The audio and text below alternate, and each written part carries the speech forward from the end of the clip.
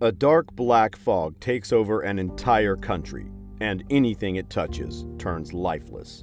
Can it be stopped? Let's find out, as today, on Story Recaps, we will be covering the first 4 episodes of the series Merc Storia, The Apathetic Boy and the Girl in a Bottle. Merc Storia takes place in a world where humans and monsters coexist. The protagonist is a young boy named Yu, who has healing capabilities to tame monsters. One day when Yu's father, Tito, returns from one of his travels, he brings Yu a strange present, which is a jar that contains some kind of liquid in it. Yu is annoyed by the present, as he was expecting something better, but his father consoles him by claiming that the jar is special, and it contains some magical powers. Later, while having dinner, Tito mentions that he will once again be gone, and will return only in the winter. This makes little Yu sad, as he has always been away from his father. In the next scene, Yu is enjoying a sunny day with his father. Meanwhile, Tito starts narrating a story about how the monsters came into existence. It turns out that monsters were once deadly predators who used to attack humans and eliminate them. However, mystical people called the Healers treated all the monsters by healing the rage inside them. Now the monsters and humans live together in harmony. Here, we also get to know that Tito is a healer, and he is teaching Yu how to be one. Following this, the movie fasts forward to the winter season, where Yu can be seen waiting for his father. Just then, the liquid jar opens and a small fairy-like girl named Merc emerges from it. This astonishes Yu, but the two quickly start bonding. Merc does not have any memories before meeting Yu, but she is capable of talking with monsters. On the other hand, Yu is afraid of monsters, despite having healing abilities. Next, Yu and Merc are in a shop to buy some essentials. Turns out that the two are heading out on a journey to discover different parts of the world. Meanwhile, Merc finds sparkly gemstones and gets smitten by them. She tries her best to convince Merc into buying it, but the latter declines. Later, Merc mentions that they must leave for the journey soon, as her horoscope mentioned that it's the perfect day to travel. She hopes that the journey can bring back her memories. The shopkeeper explains that people do not actually need a reason to travel, but perhaps they could find somebody on the journey who knows about Merc. Meanwhile, the shopkeeper's assistant arrives there and shows them a stink bag that will keep them safe from monsters. Hearing this, Yu immediately buys the bag, despite its price being 5,000 gold pieces. As the group is discussing, a monster-like fluff ball steals the stink bag from Yu and runs away. As the duo spent their entire fortune on the bag, they chase after the fluff ball to retrieve it. A while later, they reach a monster carnival where a lot of people are enjoying the festivities. Right then, a giant monster, Mr. Flambear, appears, and he seems to be really angry at the fluff ball. The monster scares everyone, and when Merc mentions that Yu is a healer, everyone urges him to cure the monster. However, instead of using his powers, Yu simply runs away. In the next scene, as Yu and Merc are discussing Fluffball, they hear a roaring noise coming from the forest. Thinking that Fluffball might be in danger, Merc pleads with Yu to rescue it.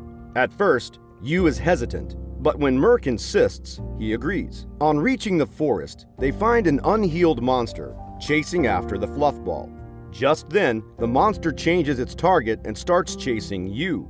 Terrified, he runs as fast as he can, but soon reaches a dead end. Just when the monster is about to finish him off, Fluffball comes between them. This momentarily distracts the monster, and Merc throws the stink bag inside its mouth. She then urges Yu to use his healing powers before it's too late. This time, Yu gathers enough courage and eventually heals the monster with his magic. Later, they meet the shopkeepers, who have packed all the necessary items for the journey. They also mention that everything is free, since Yu saved the town from the deadly monster. After this, Yu and Merc start their journey, and they are guided by Jamo, who is a trader by profession. As they reach a bit further, Fluffball joins them too, despite Yu's approval. In the next scene, when the group reaches a village called Aruka, Jamo reveals that the village mayor's eldest son changed the policies of the village and imported technology and cultural advancements in a very short time, which developed the place at a fast pace. Suddenly, an unhealed monster arrives there and starts attacking them. This monster seems to be deadlier than the previous one, and Yu is frozen in fear and cannot use his healing powers. Just when all hope seems to be lost, a man appears out of nowhere and attacks the monster, causing it to run away. The man is none other than the mayor's eldest son, Harshit.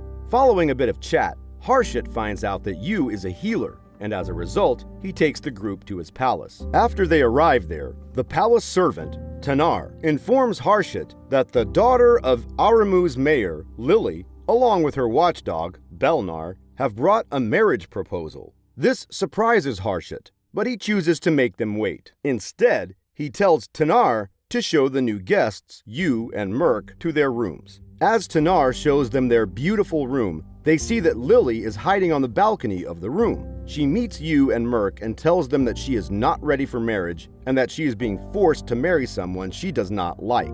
Hearing this, Merc becomes enraged and advises her to run away and give herself some time to think about it. Initially, the idea scares Lily, but when she realizes all the misery she'll have to face after getting married, she agrees to run away. Following this, she asks Yu to take her away from the village, to which he agrees. Later, after the group escapes, Belnar catches wind of it and assumes that Lily has been kidnapped. Panicked, he immediately starts to look for her in the jungle along with Harshit. Meanwhile, the two get into an argument as Belnar thinks that women aren't capable of fighting and defending themselves, to which Harshit strongly disagrees. Elsewhere, Lily, Yu, and Merc meet Harshit's brother, Sahan, who has been working on creating fireworks that bloom in the sky.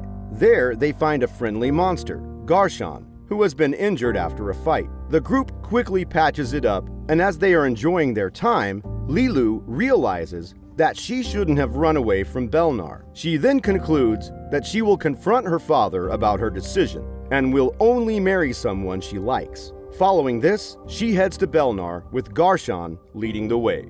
Meanwhile, Yu, Merc, Sahan, and Fluffball are wandering around the forest when they suddenly fall inside a large pit. To make matters worse, a large monster named Mr. Murky Ogre approaches them. Left with no choice, Yu digs down deep and unleashes his healing abilities on the monster, sending it away.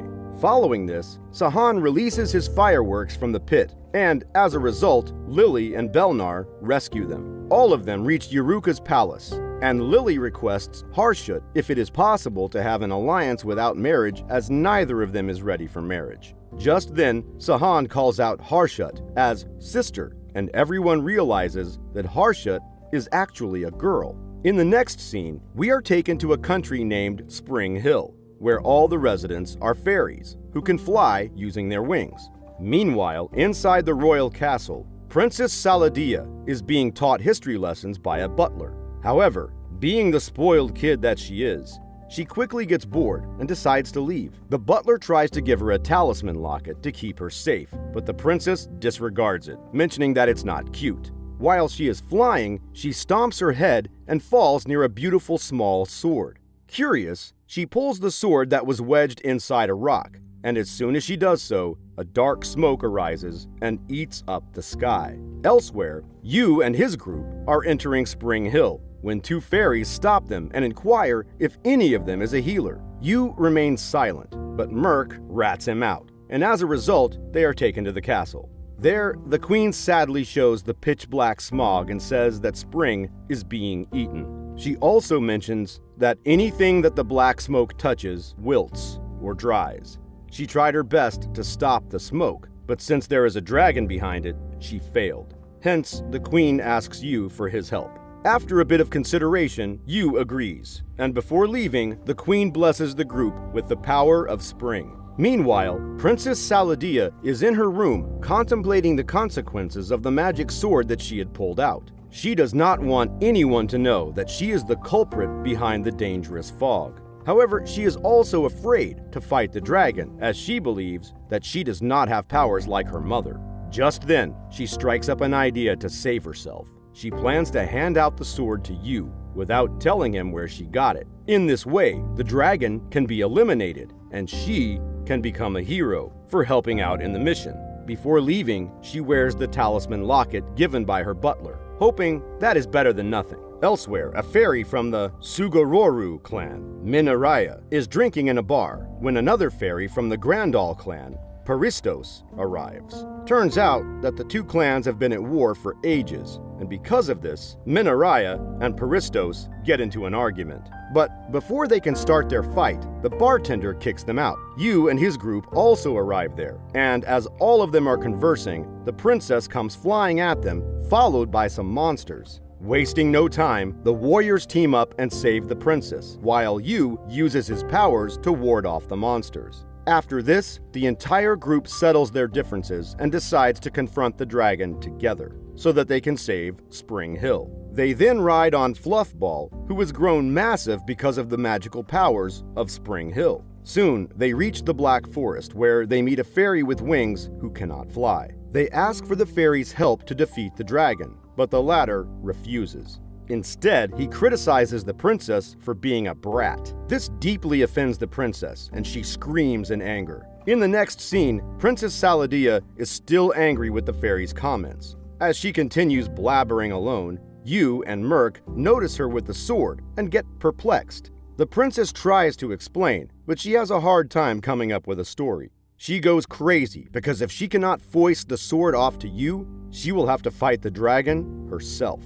However, she gets relieved when she realizes that her friends can lead her to the dragon and defeat it. All she has to do is be with them. Later, as the group is walking in the forest, they see some monsters approaching them. However, the monsters do not attack them and simply go through them. Just then, they see the dark fog approaching them, and in a state of panic, the princess falls off a Fluffball. Wasting no time, Minaraya springs into action and saves the princess. But, in the process, her sword falls off. Paristos quickly retrieves the sword, but sadly, he is cornered by the fog. As he is about to be engulfed whole, the flightless fairy arrives on a monster and rescues him. After a while, the fairy from the dark forest takes them to a safe place where they can rest for the night. Finally, he reveals his name to be Zephoridai and joins the group in their quest to defeat the dragon. The next day, as they are walking through the Hanging Bell Forest, the princess is suddenly attacked by a spider, but is left unharmed. She wakes up and realizes that her talisman locket saved her. Seeing this, Zephoridai explains that the talisman has a powerful spell empowered inside it, which is capable of swatting away monsters. However, as the talisman is now broken, the princess is devastated and starts to cry.